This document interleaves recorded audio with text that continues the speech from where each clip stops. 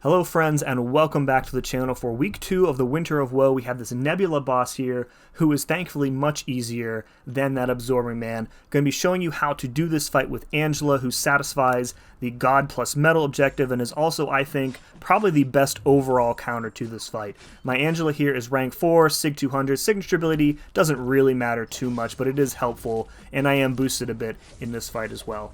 So a couple of the things that you want to pay attention to with Nebula. The first is that she will have a 90% chance to auto-block your basic attacks, and that chance is reduced when you have buffs on you. So Angela, very good here because she has easy access to buffs.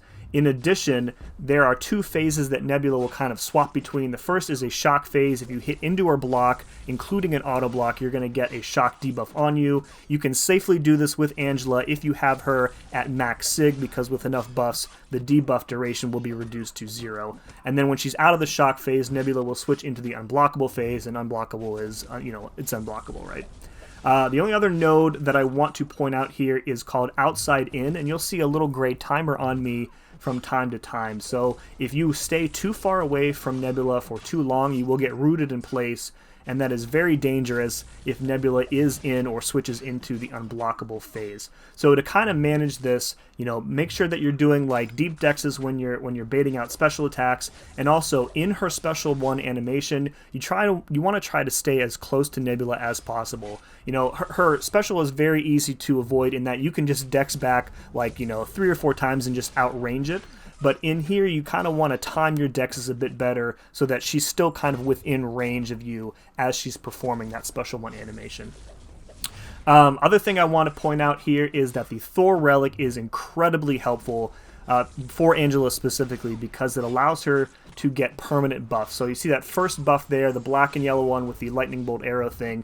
That is a permanent aptitude buff that is supplied by the Thor Relic, and those count for all of Angela's abilities: her nullify immunity, her debuff duration reduction, and also the armor breaks on her special attacks. And then, once Angela's ramped up, it's a pretty easy fight. It is a bit lengthy, just because Nebula constantly gets those regens if you hit her too hard, and I am boosted here, so my hits are doing a lot more damage and triggering those more frequently. If she's in the shock phase and she has that regen going, you can safely parry her, because Nebula will be immune to the nullify that would otherwise occur when you stun Nebula in this fight. I think that's pretty much it. Once you're ramped up with Angela, the fight becomes pretty easy. Just bait the special 1 and combo in. Use your striker. Again, keep the flow of the fight so that Nebula always has a bar of power, so that you don't ever have to worry about trying to block her while she's unblockable. So I think that's it. If this guide helped you in any way, please let me know in the comments below, and good luck with the fight as always. Thank you very much for watching. See you again next time.